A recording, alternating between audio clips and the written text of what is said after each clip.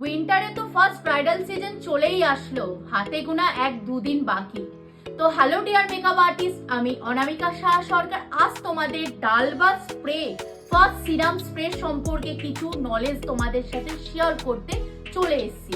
কেন ডালবা স্প্রে এত বেশি demand? Radiant glowing looks and flawless looks যদি পেতে চাও তো তার জন্য তোমাদেরকে কি করতে হবে, এই ডালবা ফার্স্ট সিরাম স্প্রেটা কিন্তু তোমাদের ভ্যানিটিতে রাখতে হবে।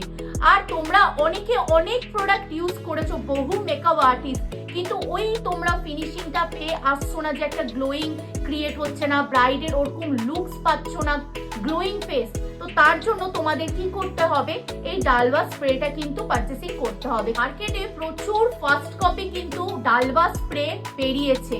তো তোমাদের অরিজিনাল প্রোডাক্ট পেতে হলে কোথায় আসতে হবে আর কোথায় পারচেসিং করতে হবে বলো তো? অনামিকা সাহা সরকার স্টোরে।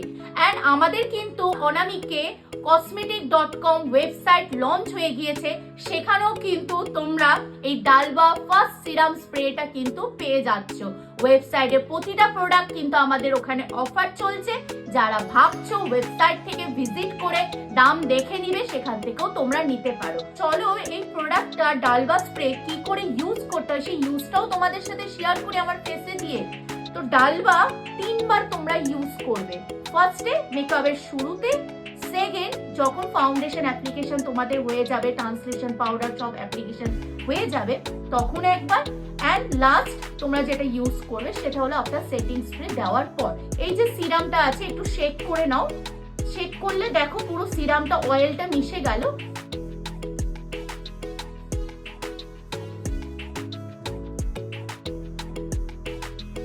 তো দেখো আমার কেমন ফ্ললেস লুকস দিচ্ছে, কত গ্লোয়িং করছে।